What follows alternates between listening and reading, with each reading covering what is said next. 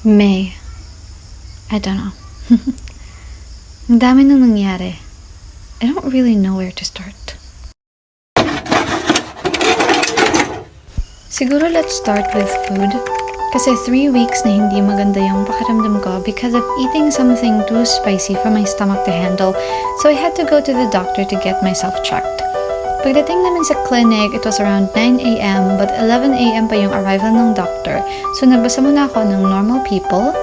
And here's a little bookmark that I made. Ang cute na. And then, yung visit sa doctor resulted sa ganito karaming medicine that I had to take for a few days, which was all worth it naman kasi I got better, thankfully. And then, lumuwas ako, went to Tagum City to buy a printer. Pagdating ko doon, it was around 12 noon. I was so hungry. Kumain muna ako ng lunch. And then, binili ko na yung printer and then, umuwi na ako agad. Pagdating sa bahay, I asked for my sister's help para iset up yung printer. And siya yung nag-video dito, so, magulo. But that is okay. I'm super thankful na I was able to buy this. Thanks to my sponsors, my parents, and my boyfriend. Kasi hindi ko talaga to afford. And this is one of the college essentials na I'm so happy to have. And then in this same month, lumuwas ulit ako. Went to Tagum City with my friends to hang out. And then hinatid ako ng papa ko sa bus terminal. And then when we got to Tagum City, it was around lunchtime then. So nag-lunch kami. It was a lot of food. I was so busog. And then after lunch, we went to the mall kasi nagplano kami na manood ng sine. It was so hot kasi kasagsagan to ng El Nino. So, grabe yung heat wave. But, pagdating namin sa mall, binili na ni Carl, yung boyfriend ng friend ko, ang tickets namin for the movie. And since we still have time para, mag-ikot-ikot, pumunta kami sa fun zone and we played a lot of games. And, actually, mga isang oras din kami doon. Kasi 2 p.m. pa naman yung movie. So, ang dami namin nagawa na hindi ko nalagay sa video kasi it's either wala kang raw videos or no, it's gonna be too long.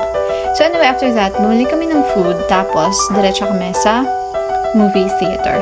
Nanood kami ng Strangers, Chapter 1, which I'm not really a fan of kasi horror, but it was all good. Libre naman. And then after sa mall, we went to the park. Nag-bike kami. We went kami ng bikes kasi it's a huge park. Then pumunta kami sa community market nila. Ang daming food stalls, grabe. But we were all so busog. So, umorder lang kami ng isang serving ng takoyaki and then we shared it. Tapos, bumili din kami ng drinks. And then Sunday is parang family day. So, meron silang parang events sa park. So, ang cute-cute lang. It's really, really nice. And then, hindi ko na video yung pagpunta ko ng Davao. Kasi, I was so tired from the gala. So, here's me, getting my outfit ready for the passport appointment application.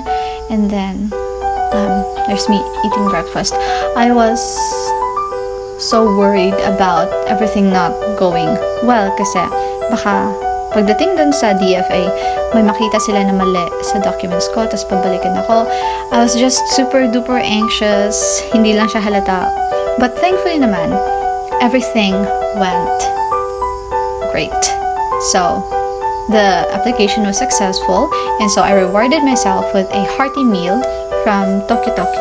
So, bumili ako ng Wagyu cubes with rice, of course, tapos meron siyang vegetables, and miso soup on the side, tapos dessert ko was Revel bar, and then yung drink ko is iced tea, which was good, except for the miso part. Hindi ko siya gusto. But the overall dish was really good, and then after that, bumili ako ng gelato. Super sarap din. The next day, umuwi na ako. And here's Davao City.